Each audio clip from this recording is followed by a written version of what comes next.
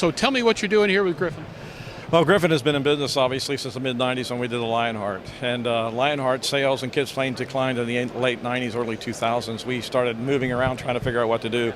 We actually bid on a prime contractor to be the Army's air defense training contractor. So we're now a prime contractor for the U.S. Army building training drones. When you see those Stingers being shot over in Ukraine and around the world, Griffon Aerospace targets and pilots are actually training those guys how to use Stinger missiles on MANPADS. So that's our primary revenue stream, is from the U.S. Army, the Marine Corps. We manufacture about 45 airplanes a month. And this is kind of the genesis of many years of my love of making things that fly. I'm just nuts about making things that fly.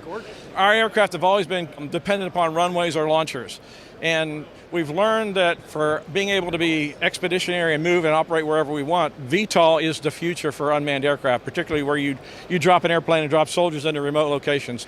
And then the other thing that drove this design is that I wanted long endurance, and in the equations for endurance, aspect ratio, which is long skinny wings, we all know long skinny wings, you see them in sailplanes. If you want to fly efficiently and low drag, you need to have long skinny wings.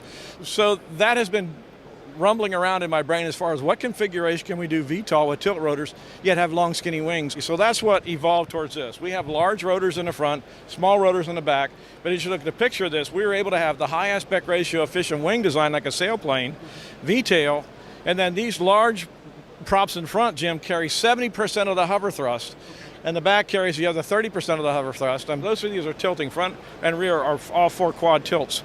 And once it goes from hover to forward conversion, it takes about 45 seconds for us to go up to 80 feet, and then actually actuate conversion and go to forward flight. As soon as we go to 45 knots or so, we break the front electric motors. The props fold just like this, so the aircraft is optimized towards cruise, but yet it's a VTOL aircraft. So this is all electric propulsion. So the motors are tilting electric. So this is called series hybrid. For that less than 0.5% of the mission, we need 34 horsepower to hover. That energy comes from stored batteries in the front. But after we convert, there's a generator, a gas heavy fuel generator back in the aft fuselage that produces electricity for forward flight. So in hover, it takes about 34 horsepower. In forward flight, it takes about 3. So the generator is sized for forward flight to maximize endurance. So that's the whole beauty of the design, synergistically, that we have big blades for hover, 70%, and then after we could do the conversion, the front blades stop, fold the blades, and then we fly off the back motors. We're very far down the road on the flight testing on the Block 1 airframes, which you see here. Block 2 looks exactly like this, but inside is dramatically lighter. We've taken about 30 pounds out of the structure with redesigning, a lot lighter structure. We now have an autoclave that's a totally autoclaved structure, much, much lighter, much higher compaction.